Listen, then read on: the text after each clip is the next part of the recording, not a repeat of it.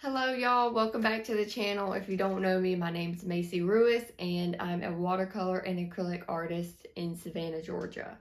And today's video, I'm going to dive into vendor events, pop-ups, craft fairs, in-store collaborations, and everything you need to know to get started.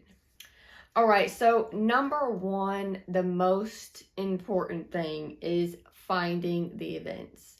And to do that, you can look on Facebook. There are Facebook groups that talk about all kinds of events that are happening in your area and far away. I mean, any area.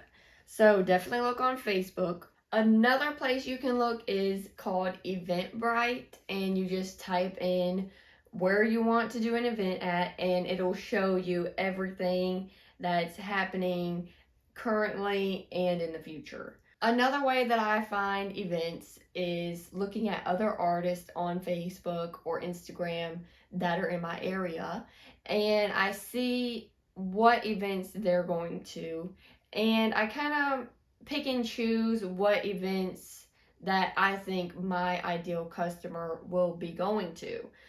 For instance, I did an event that was in Thunderbolt, Georgia, which is right near the water, and a lot of the work that I do is coastal marine life, and I was like, well, if I'm going to be by the water, obviously people are going to fish and enjoy the coastal landscape setting, and I did really well at that event.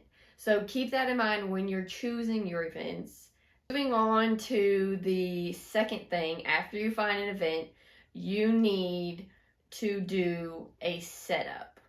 A lot of times it's good to do a trial setup in your backyard so that when the day comes of the event, you know what to do, how you're setting it up, and you have a plan. So when I think about setup, I think about the event that I'm going to be at. Am I on a corner section? Am I in the middle between two other vendors? This is really good to know because you can get an idea of how you want to do your booth. A lot of the times, since I'm an artist, I bring it's like a trifold stand that I can hang all of my pieces on. I bring either one or two tables, and I do kind of like a square setup. So I'll have a table here, and then here will be my trifold setup. Really just think about what you have. I have a lot of note cards and small prints that I bring. I like to put those on a stand that is high up so it catches people's attention. My trifold stand normally catches people's attention because they see a bigger piece that really draws them in. And then they're like, well, I don't want to spend that much, so they go to the smaller note cards or prints. All right, so this is an idea for your setup. Whatever you have, honestly, this could work with.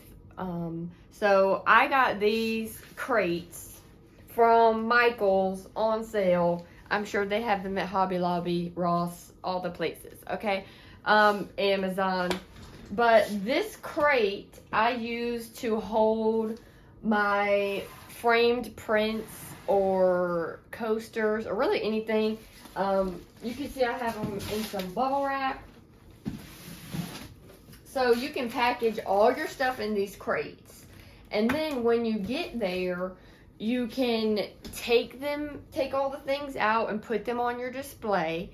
And then what you want to do is turn this empty crate on its side, and you can stack things on top of it. It gives the table another element to look at and really draws people in because it's different. So think about something like that for your display. As far as tablecloths, you can use anything for a tablecloth.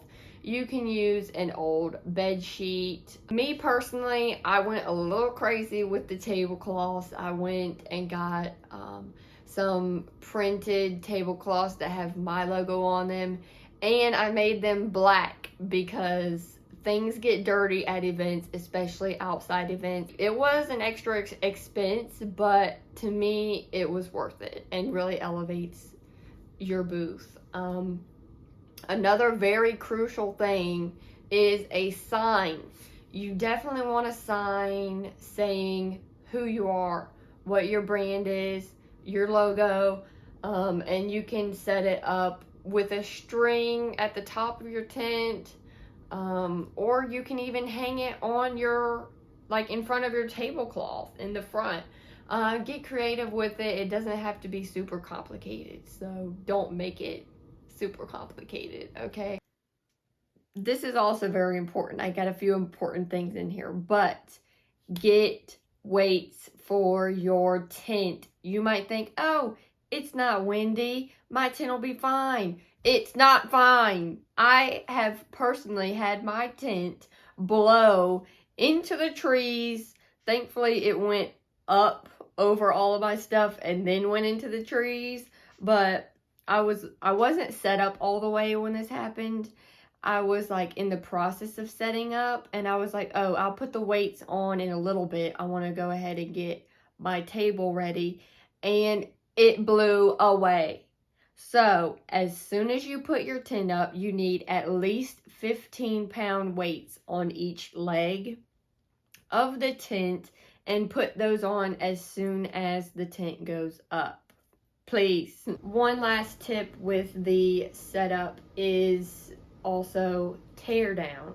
When it's time to leave and you see all these people around you packing up their stuff like as fast as they possibly can, and it just, you're over here like, oh my god, my stuff isn't packed up, how am I going to get out of here? Especially when you're by yourself. This is what I want you to do. Take a deep breath and don't worry about all the people around you. There's nothing worse than packing up all your stuff so frantically and then you get home and it's a complete mess. Unless you're like that. I'm pretty organized, so I like to keep all of my stuff organized when I tear down. That way, for my next event, I don't have to go and fix everything back how it was. It's ready to go. So keep that in mind. And also, be prepared to stay the entire time. Don't get in your mind while you're sitting there, oh, there's no people here, I'm ready to go, I'm packing up my stuff and leaving. Because the people who run the events, they won't ask you to come back, or they won't let you come back. So just stay calm. A lot of times, if I kind of think in my mind that the event's going to be kind of slow, I bring stuff to do. So like my note cards, I'll print a whole bunch at home, and then I'll bring all the materials to package them up and package them at an event. Sometimes I bring an extra little foldable table that's like a 2 feet, like one of those dinner tables. But I put a tablecloth on it, and that's my work table.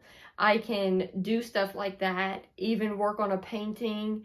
And people really like to see you in action. So think about that if you're not so sure about how an event's going to go. Number 3 is payment. This is very, very important. You need to have as many payment options as you can. As many as you can. So that means, like for me, I use Shopify.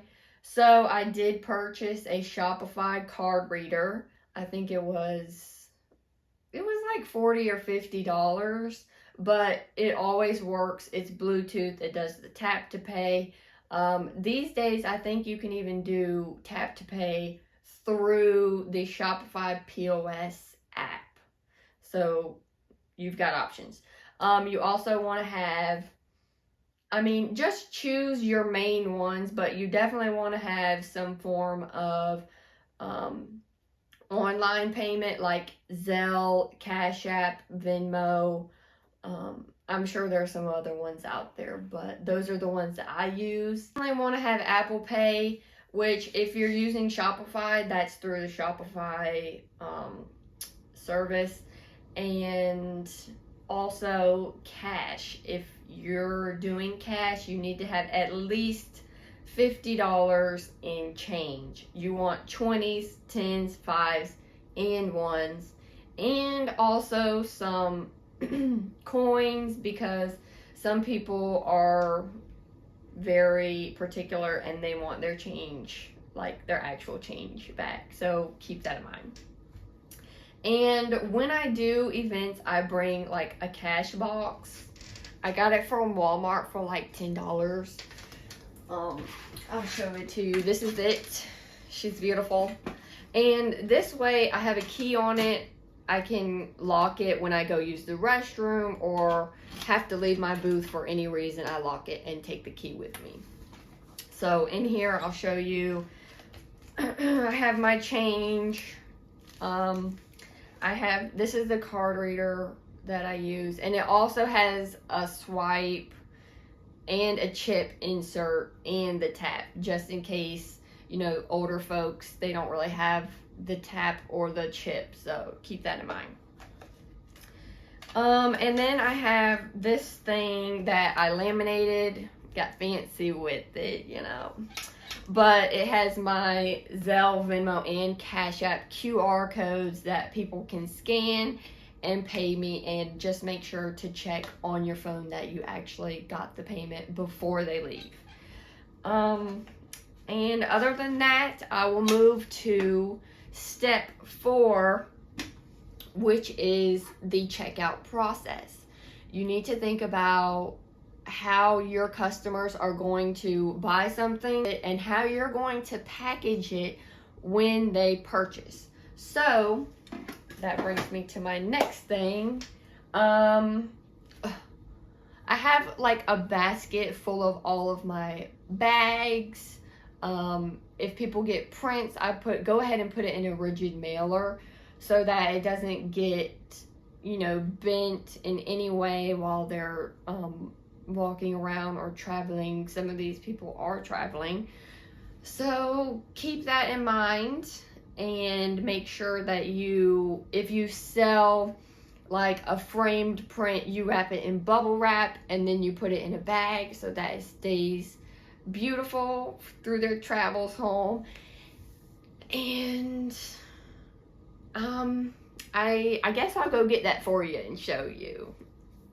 All right, y'all, so I got my basket here. This is what I have with me in front of my checkout box, and anytime someone buys something, I have 3 different size bags here.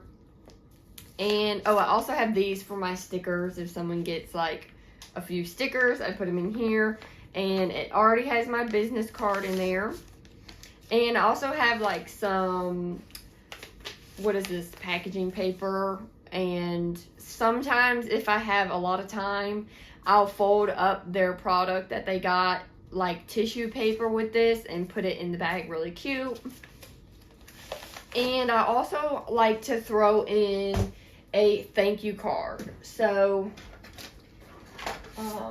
when they purchase, they can use this thank you card. I'm just going to cover up the code, but they can go on my website and they'll get 10% off their next purchase since they purchase with me.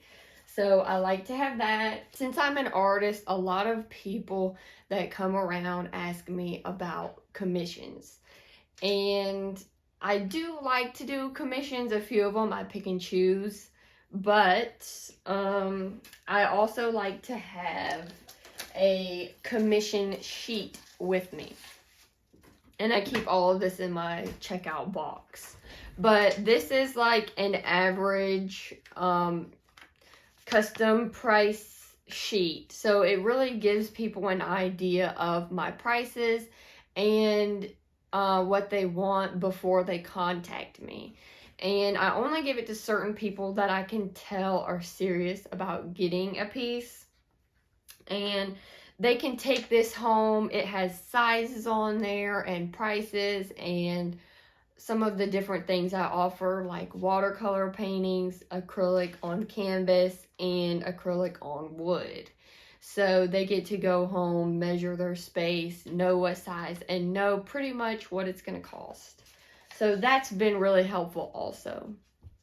And again, business cards, make sure you have more than enough business cards, because you don't want to be skimping out on your business cards. You want everyone to have one, so remember that. And what else am I missing here? Let me go back over my sheet. Oh yeah, if you have family members or kind-hearted friends that really want to help you for your event and offer some free labor, put them to work. Don't be afraid to really get them involved in the process. It can be long days out at events, and nothing's worse than just sitting over there and doing nothing. Unless they don't want to do anything, don't make them do anything. So you can definitely assign them tasks. Like when I first started out, my sister helped me at almost all of my events, and my mom. And when they came to help me, I would give them a rundown of how I want things to go. And most of the time, I would put them on, well, my sister anyway. My mom isn't so tech savvy, but my sister would be in charge of the checkout process. So I would, talk to people and sell my art, and she would be on the phone putting in the order and checking them out and bagging the stuff. Obviously, if it's a really big piece, we both tag team it and get it wrapped up in bubble wrap together. But other tasks you could give them is make sure that once stuff sells, they go into your stockpile that's normally underneath the table or something, and they replace it. So if you run out of one card style, your person helping you is already on it and replacing it, so you have all of your products on display. And those are just a few things that really helped the vending process for me, and made me really, really appreciative to my family that helped me. So thank y'all. And if you don't have anyone to help you for your events, do not worry. It is completely possible by yourself. I've done plenty of events solo, and what you really want to do is talk to the booths next to you. Getting good with them, introduce yourself, and then build a little relationship with them if you can, if you're not too busy. And then whenever you need to run to the restroom, just ask them, hey, can you watch over my stuff really fast? I'll be back in like 5 minutes. And most of the time they say yes, because they would like you to do the same for their booth. So it's good to be friendly to your other neighbors. Last but not least, number 5, selling your artwork. Let's get into it.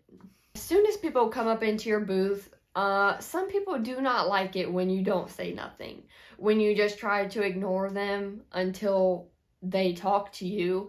I mean, some people do this, but for me, when I'm personally at vendor booths actually shopping, I like to feel welcome and know a little bit about that person, and it will make me buy from them more. So what I like to do when people come into my booth and I can tell that they're really looking at stuff, like I'll give it, right off the bat, maybe like in 30 seconds, if they actually come into your booth and are looking at things, they're obviously interested. So without them saying anything, this is what I do. Hey, welcome in. I'm Macy. This is some of my artwork, and let me know if you have any questions. That's something I'll say. Or let me see, I'll go, hey, I'm Macy, I'm the artist over here, nice to meet you. And they'll go, oh, nice to meet you, this is great. And I'm like, thank you so much. I grew up fishing and shrimping with my dad in Savannah, Georgia, and these pieces are from my inspirations of fishing. And they're like, oh my gosh, that's so cool, yada yada, tell me more about this. And it just goes on and on from there. So sorry, it's cold in here, y'all. I'm like shivering. We got a new AC and it's working. Okay, I'm cold. Literally, I have goosebumps. But so what you want to do is know your story. If you sell candles or something, just tell them, hi, I'm so and so. I make these candles from scratch, and I grew up doing this, and that's why I got into candles. Just whatever your story is, it's unique to everyone, and people really like to hear that and get to know you on a more personal level. And that will make them feel connected to your products, and they may buy and then have the thank you card. They know your website, they'll buy from you again.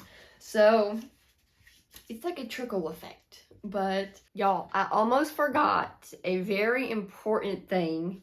Let me get it really quick.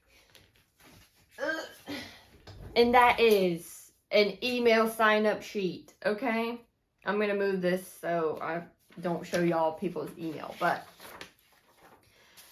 another thing that gets people to buy is having a little sale, or like, buy one get one half off of something, and people are like, oh my gosh, I need to buy this now because it's on sale. But if you don't feel like doing that, have an email sign up sheet, and they can get 10% off their purchase that day if they sign up for the email. So I made these sheets, and I'll put them in the description below, the instant download. My instant download is only $3, and it gives you 5 must-have printouts that you need to sell in person at events. So I really hope that y'all enjoyed this video and learned something. If I left out anything, please leave it down below so I can learn from you. And I hope you all get creating and just be your true, authentic selves. I'll see you in the next video. Bye, guys.